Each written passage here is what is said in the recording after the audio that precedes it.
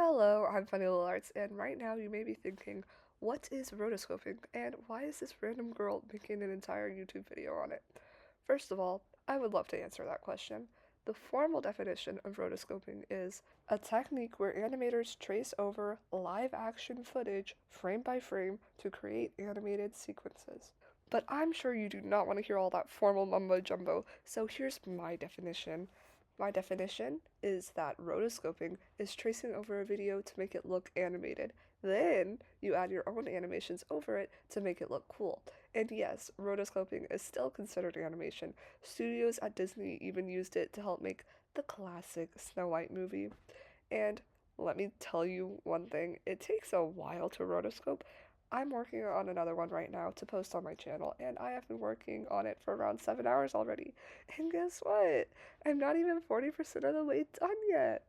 But in this video, I will show you how I use all my time effectively and how to make the process run as smoothly as possible.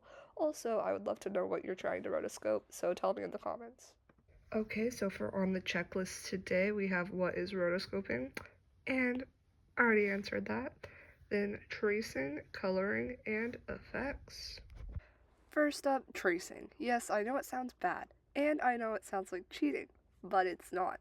Professional studios use this. So, first, you're going to want to import your video, the one that you want to rotoscope, into your animation software. I'm using TuneSquid today, but don't worry, it also works with FlipaClip. So, yes, you import your video, go to that layer, and lower the opacity. But don't lower it too much because you still want to see what you're tracing over. Then pick out a good brush and start tracing on a different layer. I usually like picking a stable brush that doesn't change based on the amount of pressure I put onto it, just so the animation can look more smooth in the end. And I also like to use the color black, but that's just a preference. Then for the tedious part, actually tracing each frame. So it's exactly how it sounds. You trace each individual frame, and sometimes if you're lucky, then you'll have two frames that look pretty similar so you don't have to draw it twice, but that's also pretty rare. And some advice from me to you, don't stop to rewatch your animation after every single frame.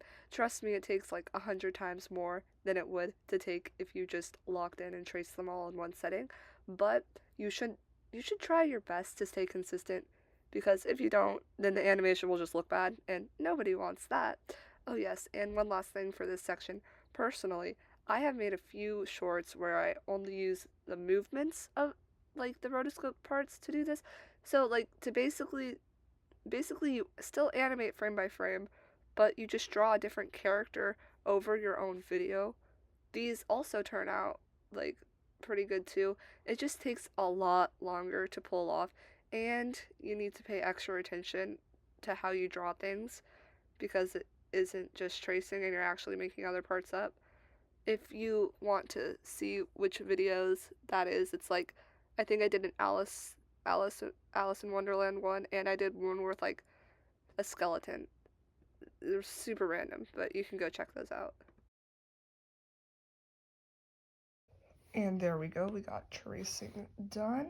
But before we go to the coloring and effects, I would like to ask you to like, subscribe, and comment if you are enjoying this video. Okay, next on to coloring. Now for coloring. This part is also pretty tedious, but not nearly as bad as the tracing part is.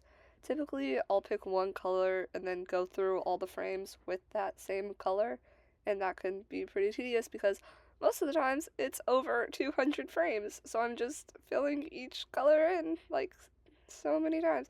But I just repeat that for everything else, and then I use this for this specific rotoscope. I only have one color because it's just my hand, but usually I'll make a rotoscope dance video and I'll have like all the different colors for my hair, skin, shoes, shirt. Sometimes I'll even have a jacket, but it's really not that bad as long as you use the dropper tool.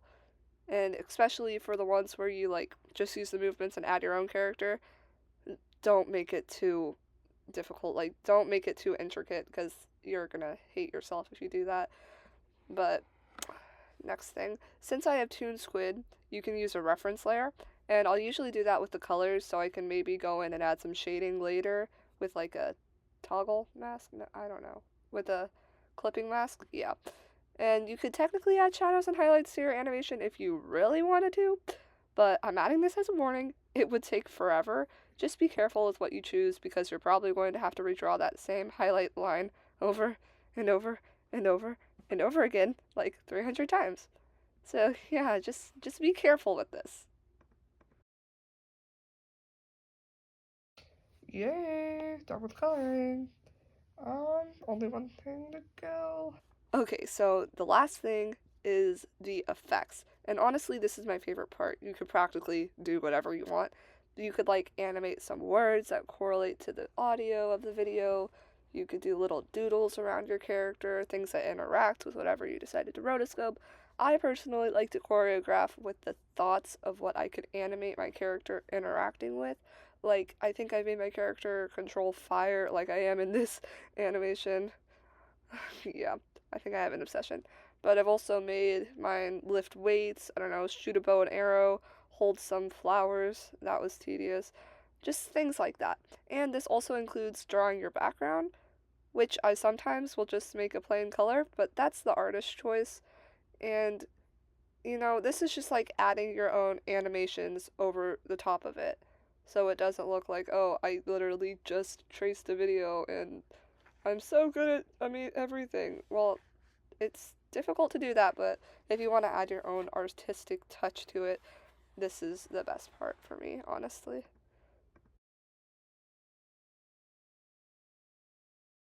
Would you look at that? We're done with the checklist. So I hoped this video answered some of your questions, and I hope you have an amazing rest of your day. Don't forget to like, comment, and subscribe. It really helps me out. Thank you. Bye.